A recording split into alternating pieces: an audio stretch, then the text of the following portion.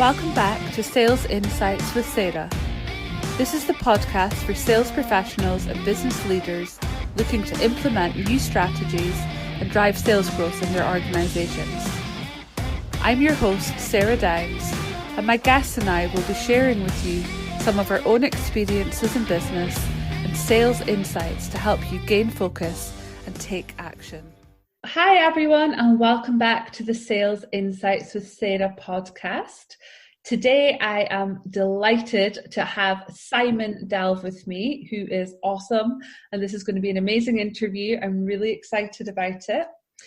So a bit of background is I met Simon at an event in London, not even 2 years ago now, and we have grown a relationship through business and actually ended up becoming good friends since then.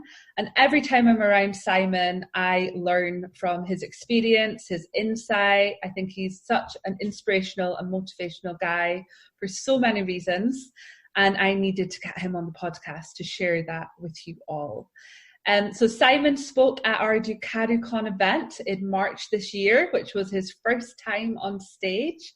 And since then, he has launched his own podcast, which we'll be telling you about soon. So that's it from me, and hello, Simon. Hello, Sarah. Thank you for having me on the podcast. I'm really excited to be here. Like you said, we've met a little while back now, and through that friendship, I've had the pleasure of speaking on stage at one of your events. I'm happy to support you on the podcast. It's a real pleasure, so thank you for having me. So today, Simon and I are going to have a conversation all about sales culture. So I think it's best probably to go back to the start of your journey, Simon. And if you could tell us a little bit about why you got into sales initially in the first place, and a little bit about your journey to date, that would be amazing. Okay, brilliant. So the majority of my sales experience has been in the automotive industry. And I think the part of the selling came from, I worked in the Land Rover brand for the majority of my career. So part of the selling was the vehicles and the brand.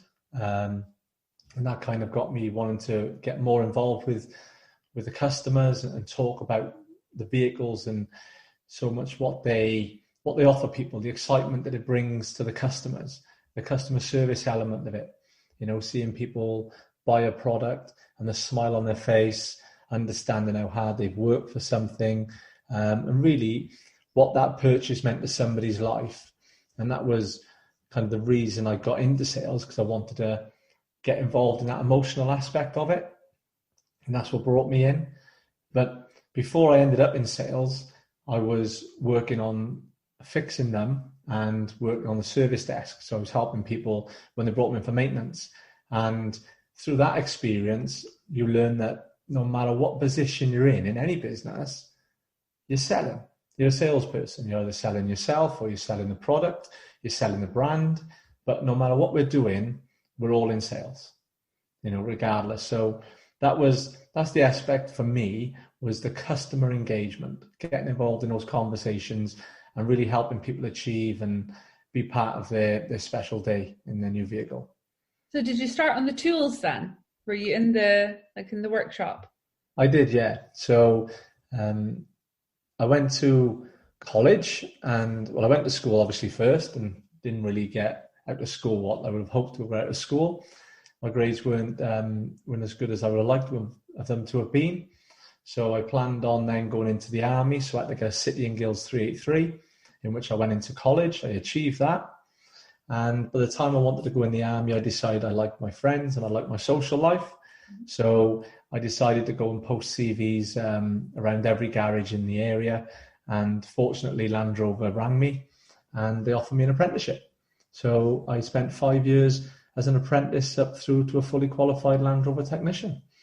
Awesome. And then found yourself wanting to be more, customer facing. And that took you into the sales part of the company. It did. I had a lucky break, which actually is quite ironic when I use that phrase. I've never said it before. But I did have a lucky break because when I was on the tools, I knew I wanted to get over into the showroom.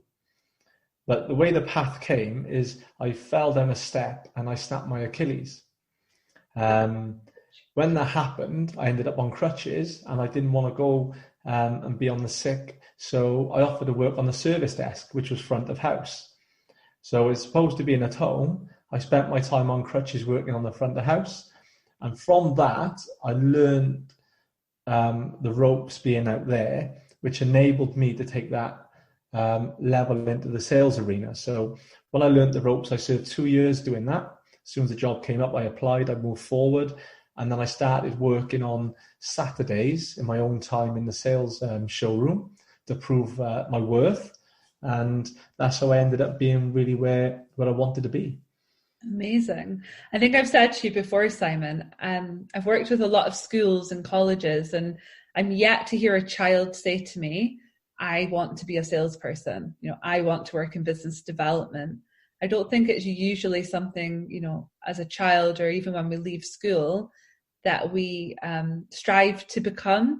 But usually, it's being on the journey that takes you there for one reason or another. So I'm not surprised that you were on the tools first, or in a different discipline first at all. So you've obviously had quite a lot of experience now and worked your way through the team into sales management. So what took you from being on the shop floor to, I guess, wanting to move then into the office and manage the team? I think that's all around the culture. There's something inside of you. If you become a leader or a manager, there's something inside of you that makes you aware of everything else that's going on around you. You're not tunnel visioned. So when you're working and your real purpose is to serve, you want to help those around you, but you also want to help your customers. So the natural progression through anyone in that point, regardless what industry you're in, is you find yourself doing your own work, and the own work you're doing kind of becomes, I wouldn't say easy, but you're comfortable. You can deliver on what you need to in your own role.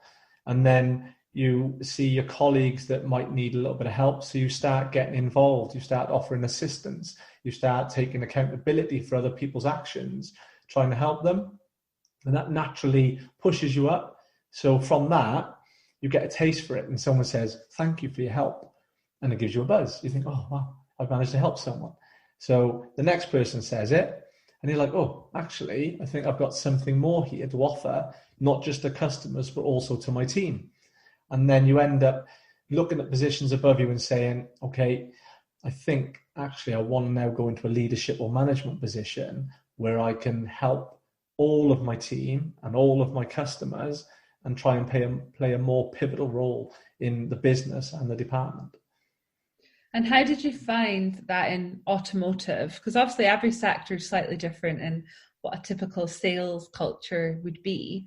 My own experience of being a customer in a car garage or in a car showroom is that you never see the managers. They're always hidden away in the office, and every time the salesperson needs sign off or to ask a question, they disappear and they come back with the answer. But my own experience is that you don't really see the managers, but they are supporting their team all the time. So was it like that for you guys, or was it slightly different? I had various managers leading me through my time before I become a manager.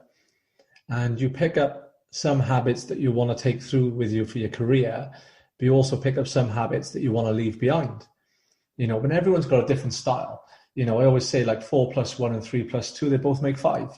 So there's no saying that one way is the only way, but you have to be comfortable with it. It has to sit right with you. So some people can manage in one way and still be effective, but for another, they'll be like, I could never do that. And I think that's when you end up finding change of culture. So in businesses, when you get new managers, you normally get new people. Mm-hmm.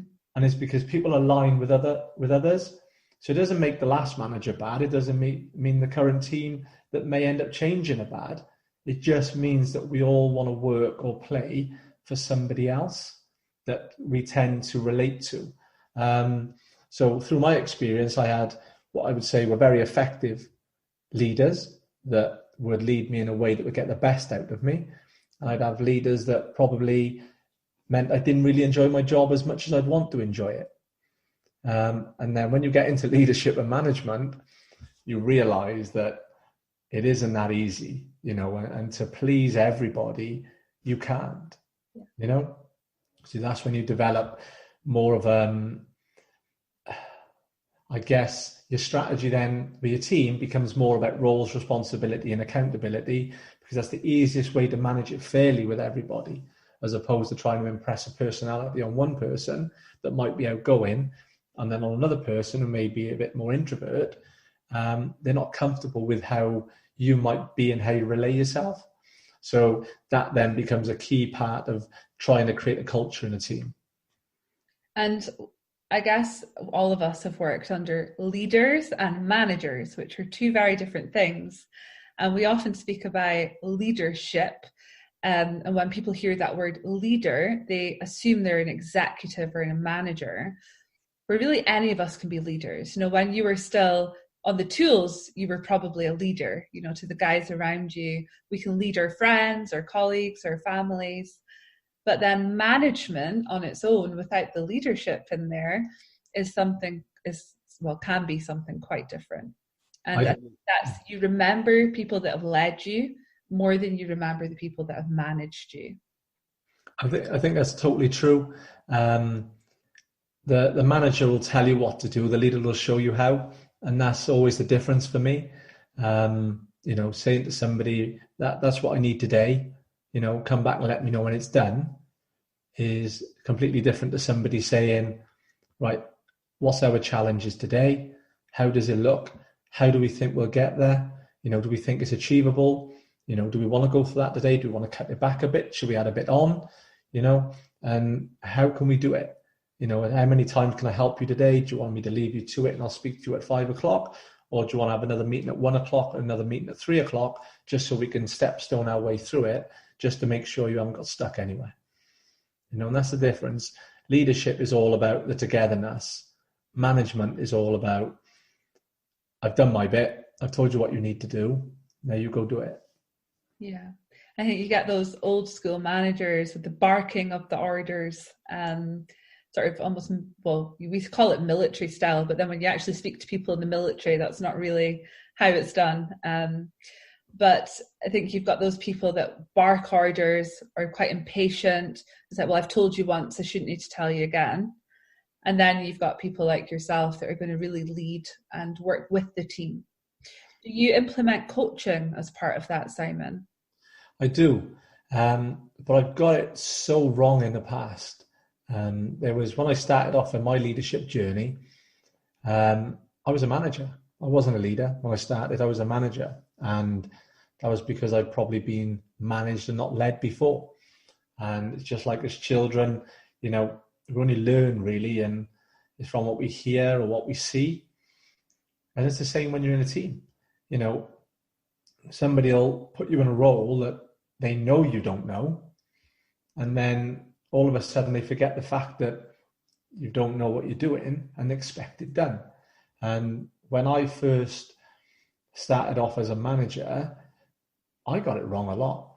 I did get it wrong a lot because I wanted to engage with people and help people, but you've got to recognize the skill sets, And although I've always been somebody who'll talk a lot to somebody and I'll listen, I'll have a lot of empathy, a lot of compassion for them, sometimes the element of taking them through the levels of learning wasn't strong enough, and then that become an expectation.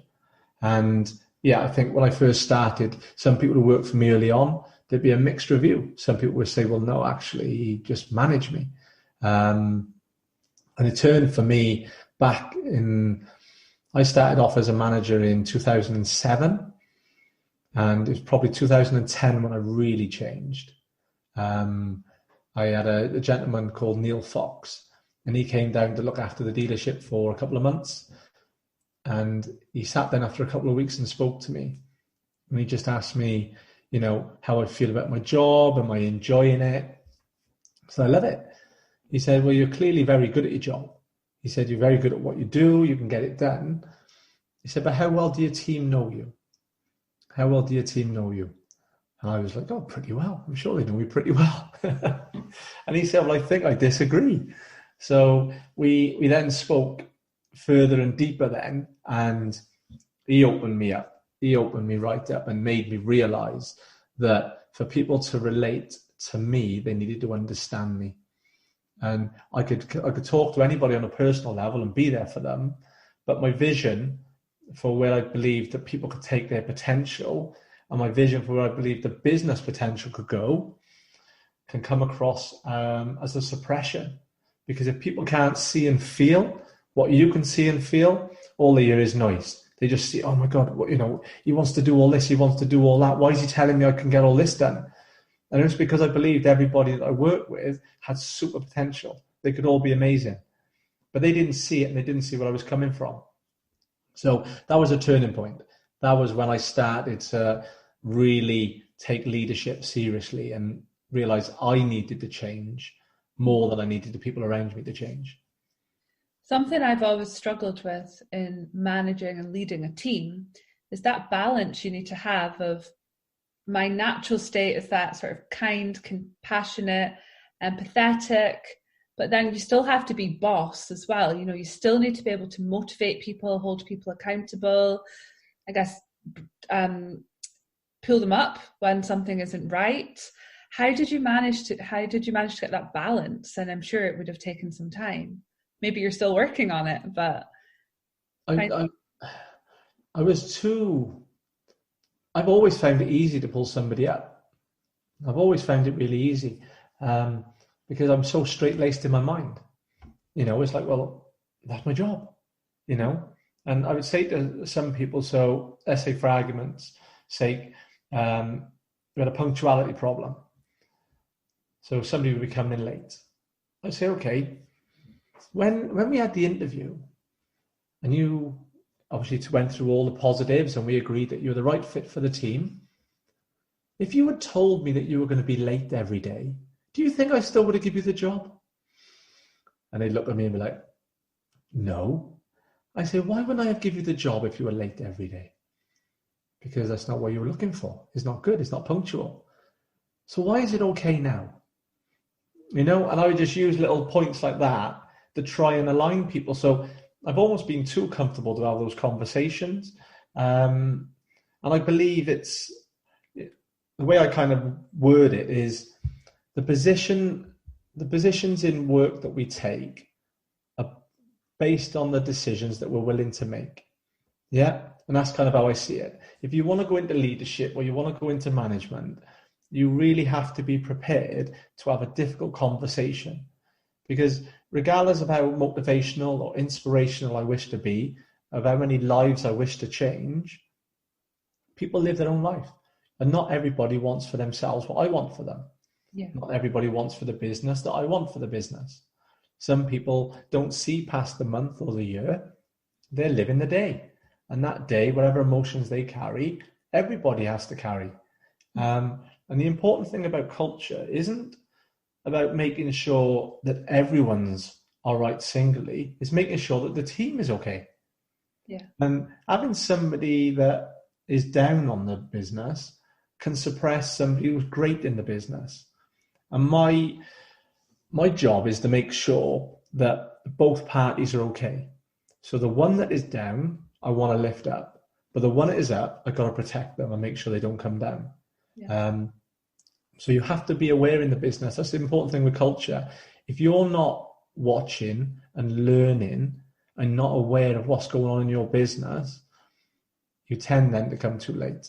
And then you lose good people, and that could be because their performance has dropped, or it could be that someone else has dragged them down. Yeah. You just spoke there, Simon, about awareness, so the awareness of what's going on around you. But how important do you think it is as a leader to have that self-awareness? So each and every day when you turn up, having that self-awareness of how you feel, what emotions you're carrying, what maybe baggage you're carrying, maybe the argument with someone at home before you come into work, for example.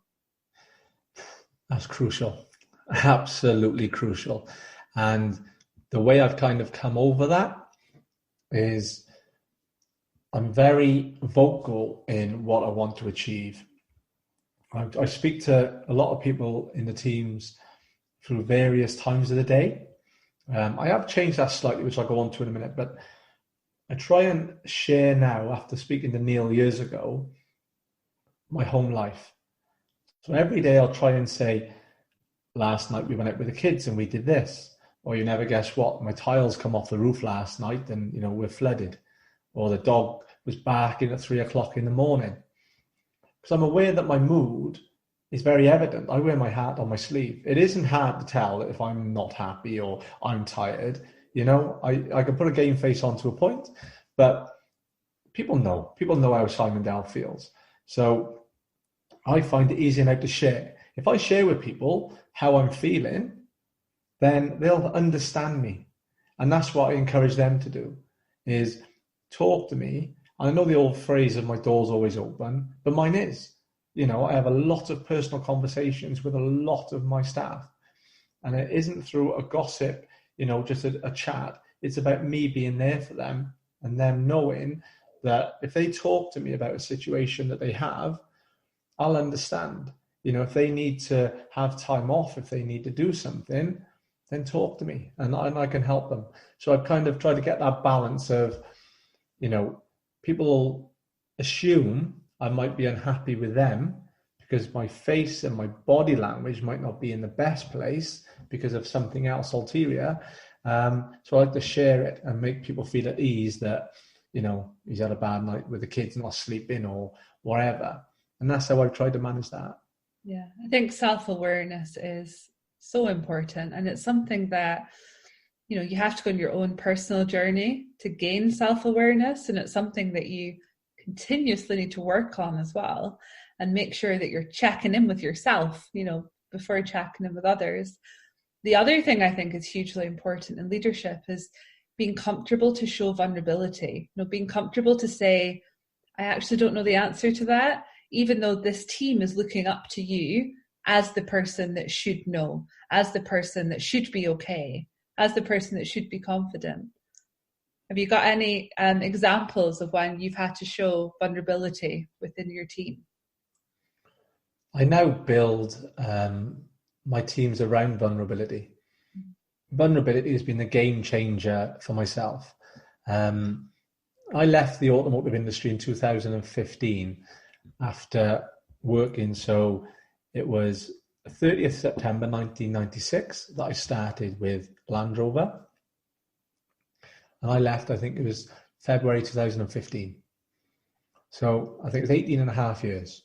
I worked in one brand, from being a apprentice technician all the way through to the service advisor, to sales executive, to finance sales and manager, to sales manager. So I'd spent a long time working in that industry, and I left to go and work abroad for a short period of time. And when I went to work abroad, I realized then who I really was. Because you can morph into your surroundings, you can morph into the industry, and you start acting in ways that people kind of tell you that you need to act and be a way you need to be.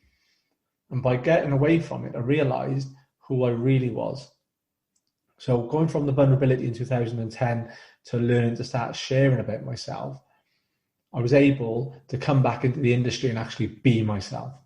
And from that, I now build my team around it, because you've got to be able to empower your team. If you want to be the be all and end all, people won't grow. People won't grow because majority of people I've worked around, and not all of them, because there's some amazing people, but there's also a lot of ego-driven people. And if you're driven by ego, you will not let people around you do it. I've had leaders in the past where I'll, put something forward and create something. And the next thing you know, it's, oh, I've done this, I've done that. And I'm like, really? I'll let you run with that. That's fine by me. Not bothered. But this goes on to another fact in business, where people still don't employ people underneath them that are more qualified or better than them. because they're worried about their jobs. And that's one of the worst things you can do. I've got 2 managers in Lexus at the minute, and they're tremendous. They really are tremendous. And, if for any reason I wasn't working there, they're both in a position where with a few bits of learning in different areas, they've got a lot of qualities, and I'm proud of that. And that's where the vulnerability comes from, because I will go to both of them every single day and ask them different questions about different areas that I might not know. Yeah. And what I found it enables you to do, like I've been to meetings and people say, how did you manage to get everything done? I said, because I got a team that do it, and I like to spend more time getting to know my team and helping my team and supporting them in their roles, as opposed to trying to be all and end all. So vulnerability is key. You've got to allow people to be better than you if they're better than you, and you've got to allow them to grow. That's so true, so true. And I think it's something that many leaders don't almost learn until it's too late. And I know a lot of business owners, so obviously you're a business leader, but within the, employed world, then you've got business leaders who are, the entrepreneurs that have founded the business. And I sometimes find they are the worst people for recruiting in people that could potentially be better than they are, because they see this business as their baby, and that they founded it. It was all their ideas, and they don't want someone else to almost outshine them in their own little bubble, I suppose. And it's so true, though. If you want to protect your business and make it sustainable as well, you should constantly be striving to recruit in people that are amazing and that could potentially be a lot better than you are as well. And it's something that I was told very early on in my career: when you're recruiting, always look for somebody that's better than you. And instead of putting loads of time and effort into learning the things that you're not great at and educating yourself in those areas, stay in your own lane, focus on what you're amazing at, and recruit in other people that are amazing at what they're doing to fill some of those gaps instead. It is. And I think, I always relay stuff back to sport. I think sport's probably the easiest thing to relay everything back to. Mm-hmm. And, you'll have one goalkeeper and you might have one striker on the pitch, and obviously you've got all your other players on there. And, the striker doesn't want to be able to save, and go into goals. And there's some goalkeepers, I think, they do want to be strikers when you watch the sport. However, they all want to be able to help cover, but they appreciate that someone else is in a position in the team because they can do a job, and they want to help everyone bring their best strengths out. And when people would prefer to work super long hours, get themselves into a very heightened state of anxiety and stress because they want to do it all and they want to keep telling everyone they're doing it all, when just through good, precise recruitment, allowing them to bring in really high quality people that can maybe do their job and do their job better, and seeing what they add to the team, because you bring somebody good into the business, it lifts the whole team. Yeah. Every team goes quiet from time to time. It doesn't matter how motivational, inspirational you are as a leader or how the business is. Again, you go back to sport, all the sport teams, whether it's F1 and they bring in a new driver, whether it's rugby, football, they bring in new people. They bring them in because they want to lift the spirits of the team. They want to get everyone remotivated and inspire them to go again. And it's really important. Any business that's got an opportunity to bring a high quality recruit in should do it, regardless of how high they might go or how good they will be compared to the employer. Regardless whether they're better or not, they should be looking to bring the best people in. Yeah. And when recruiting for someone in sales and building that team, obviously not all salespeople are good at everything. It's too much to ask that everyone is amazing at all competencies of sales. So is that something you look for in your recruitment process to, break down what are those individuals' key strengths? Where do they align with others in the team to make sure that sort of from start to finish process is completely covered by really strong individuals? I think for me, it comes down to attitude and caring. They're the two things. So if we're recruiting, they're initially the first two things we'll look at. Has this person shown anything in their past when you go through their CV? And when you're with them, have they got a good attitude? Where have they represented a good attitude in the past? Where they failed, because we've all failed. I failed so many times. I could write a book. Where they failed, do they care that they failed? You know, does someone sit with you in an interview and say, I failed there because I didn't show up. I failed there because I didn't do the work. I failed there because I didn't really commit. Or do they say, oh yeah, I had a boss and I didn't really like him, and I think he favored someone else and he didn't really like me, so I left, you know? Or they come up with some other reason that things happen. Now I know in the workplace, there's definitely elements where some people are not treated well. I'm not going to say that it's not. I know that for 100%. So there will be genuine reasons why some people have left a role. But there's a lot of reasons when I've dug deep in interviews that really all the boss has done is ask them to be accountable and responsible for their role. And they've taken offense at that and they've left. Yeah. So you look at that and you think, you could be the best salesperson in the world, but that ain't going to make no difference, because if you come into my team, all you're going to do is change the dynamic, because every time you're selling well, you're going to be, I've done it all. And when something goes wrong, you're going to be, oh, well, somebody did this and that's caused me to fail. Yeah. And that's the worst element. So the first things we look for is attitude and caring. If we can find that in somebody, then it comes down to commitment from both sides. So if you came to me for an interview and you said to me, hi, Simon, I'm Sarah, this is where I've demonstrated that I've got a good attitude and I care, brilliant. But I've never sold in my life. Okay. So then I decide to bring Sarah into the business. Brilliant. At what point does it then become fair that I expect you to be able to sell and deliver a result? Mm-hmm.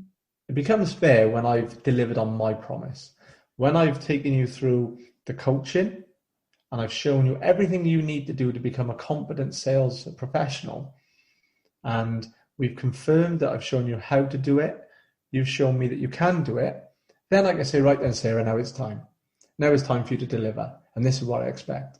Until that point, I can never ask of you why you haven't done the job. Yeah. Because you told me in the interview that you've never done the job. And that's where we work in terms of where our expectancy levels.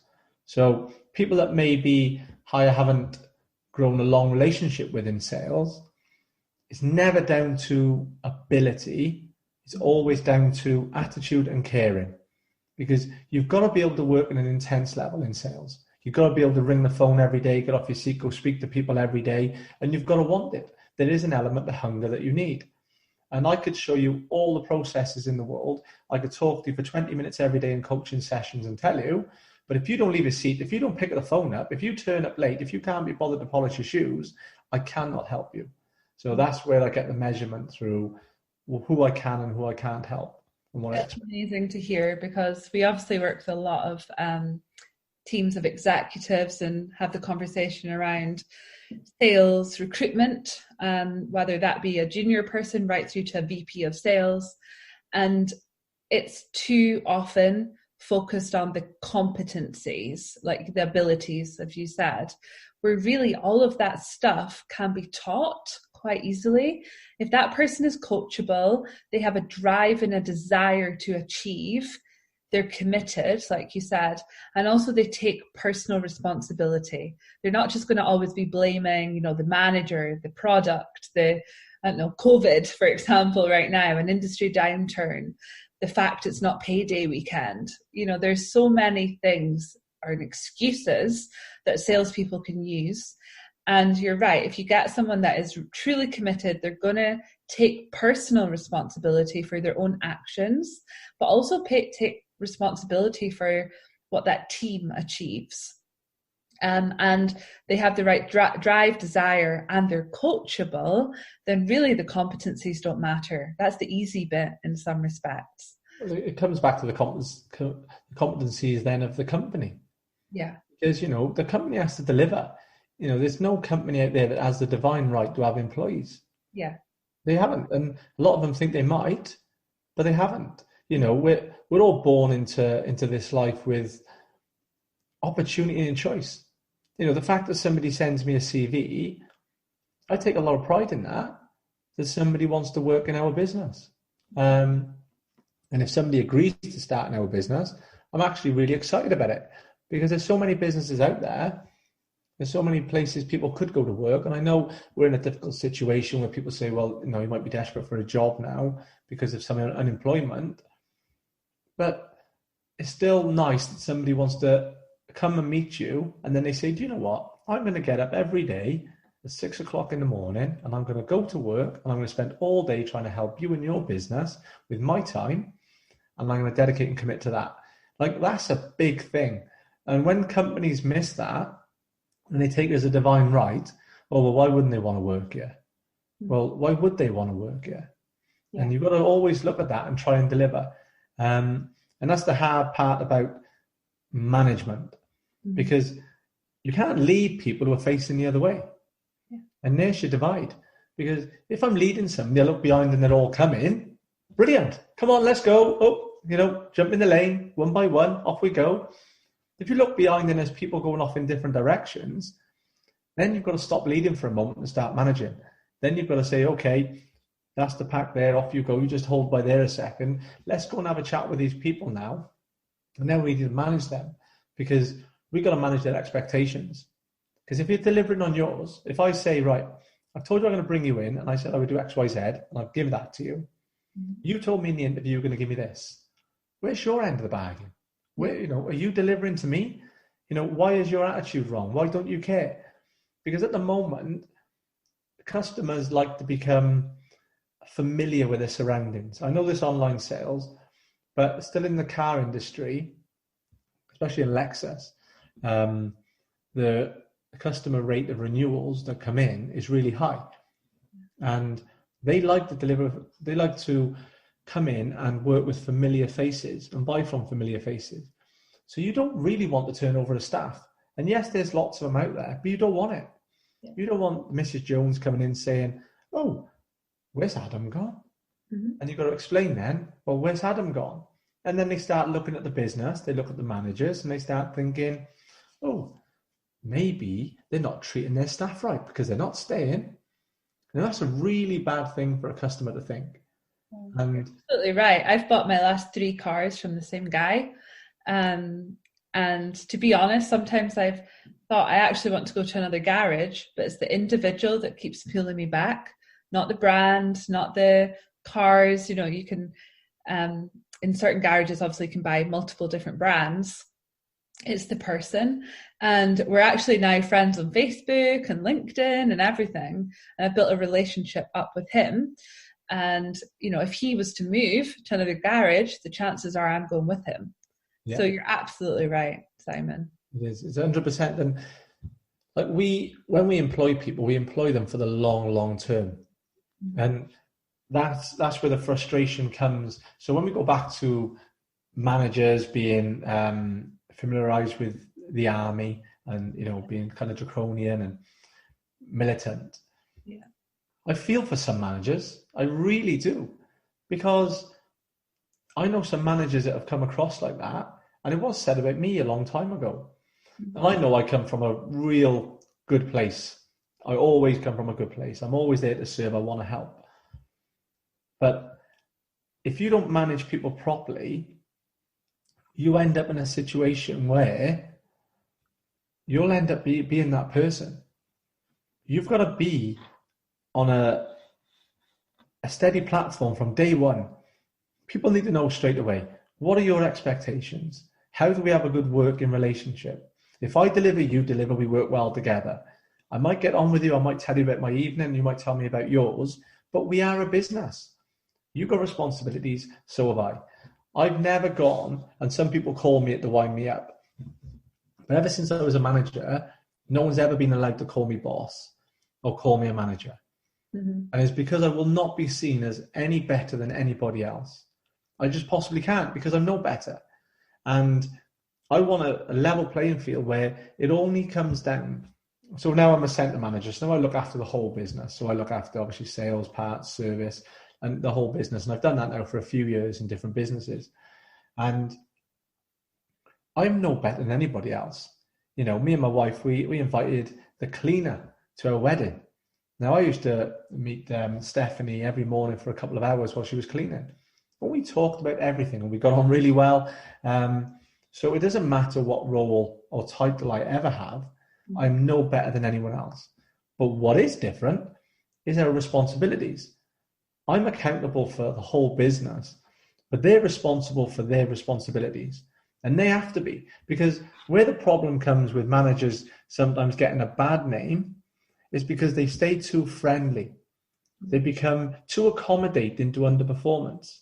And when you become accommodating to underperformance, people soon bring that into a way of habit. It's always okay, they understand. And then when the manager says, right, now it's time to step up, and that person's like, that ain't happening. You've always been okay. And the manager is like, well, no, you've got to do it. Yeah. And then the conflict comes in. And that's where a lot of good people get a bad rap. And it's not because they come from that place of being draconian and militant. It's because they left it too long before they tried to stand on problems that were evident. And if they stood on it early and they really dealt with it as soon as it came, they would never end up in that position. So for me, I guess I'm somebody that people would say is fair, but outspoken. So I will tell somebody as and when how I feel about a situation. And I find that although it's not always the best for people, I have to learn how people want it. It does work majority of the time because nothing builds up. I won't be going to somebody and saying 9 months ago you did this. Yeah. You know, I'll be saying, we talked about this yesterday, we talked about it the day before. And that, I think that for me is really key on the culture part of it. Everyone needs to know where they stand and no shocks to be given months after, because that's where you have the conflict. You mentioned that you're now centre, or was it centre manager? Yeah. Centre manager. And that was actually one of the questions I had for you, because not everyone that becomes a sales manager wants to go on to become a business manager, but you did make that change. So what was your driver to go from managing the sales team to managing the entire business? It was the 12th of September 1996. I went for my interview in Land Rover. And I sat there with a gentleman called Alan Cantor. He was the workshop controller. So I went through the doors and I was asking for Alan. So Alan came along, we sat down, and I was quite a confident person to a point in myself. I was a bit of an introvert growing up. I think some people will agree and some won't, but I was. And he said, right then, Simon, what do you want to be when you grow up? As they do, you know, as I might do to people now. And I said, I want to be the manager of the business. And he looked at me and laughed. I said, I'll run this place by the time I'm 35. And he's just laughing at me. He said, okay, let's see how that happens then. I said, no, I do. He said, well, let's just see if we can make a good apprentice out of you first, shall we? I thought, well, that's a fair point. Let's start. So I set my goal out then. I set my goal out in 1996, that that's what I was going to do. And then 2015 was, I think I was 35 at the time when I moved away. And I was very close then to having now those opportunities come my way. And I decided to go and try something different. And it was the fear of getting that job that drove me there. Because I didn't want to get that job then, and that was where I stayed forever. Okay. I needed to try something different, you know? And that's what drove me. So then all those journeys through service advisor and sales and transactional business manager for finance and sales manager, every time I went through, it just solidified it. It made me realize that I want to be responsible for a team. I want to be responsible for an outcome. I want to be challenged to corral, you know, a group of people and face them the same way and achieve results. And I must have felt it even before I even led myself, never mind a team. But that's what drove me there. That's amazing. And have you ever had an interview that you've been conducting where, a 17-year-old potential apprentice tells you that they want to run the business? I have. We got one now, actually. Cash. Cash he was an apprentice, and he's just done his first year. He worked it elsewhere, and he's just joined us. And when I spoke to him, that's what he said he wants to do. I said, that's interesting. Why do you want to do that? We had a little chat, and I said, oh, do you think it's achievable? He's like, yeah. He said, I think I can achieve it. I said, well, it is achievable. I said, because I did it, and then he was like, oh, really? You did that?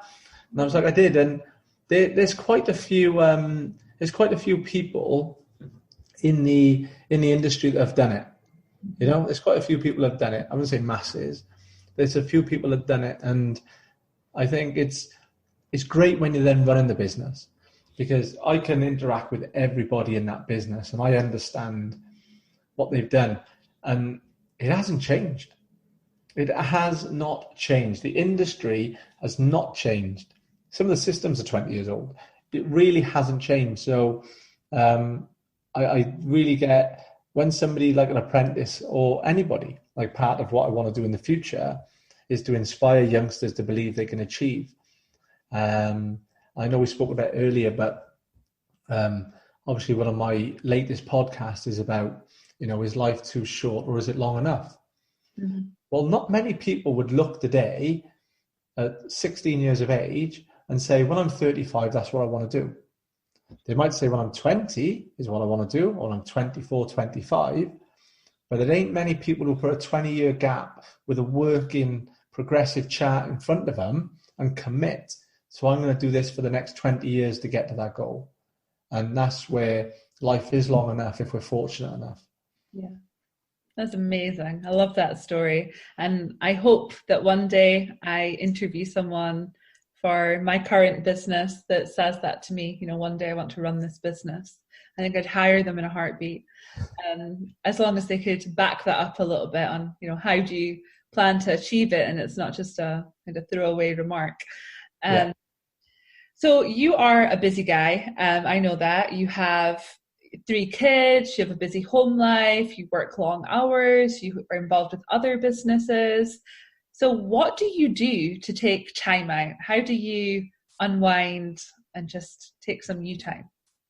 I think there's not much you time available, I'll be honest. So there's a few key things that I do that help me. And the first one is starting my day right. I have to start my day right. And I've only learned this over the last few years, I'll be honest. But so starting my day right for me consists of waking up. I have a full glass of water to get my metabolism going and get me going. And then I meditate. And the meditation isn't something that I've always done for years and years. But a while back, I came across a gentleman called Jamie. And Jamie, his son plays in the football team with my boy. So we were having a chat and he said, I got an app, meditation. I thought there's a few of them about. Have you heard about them? Tell me more. So we sat down, we spoke about it, and the app is called SAMTEN, SAMTEN. And we had a look at it. Anyway, I started using it. He gave me subscription to it. I started using it and it's mind-blowing.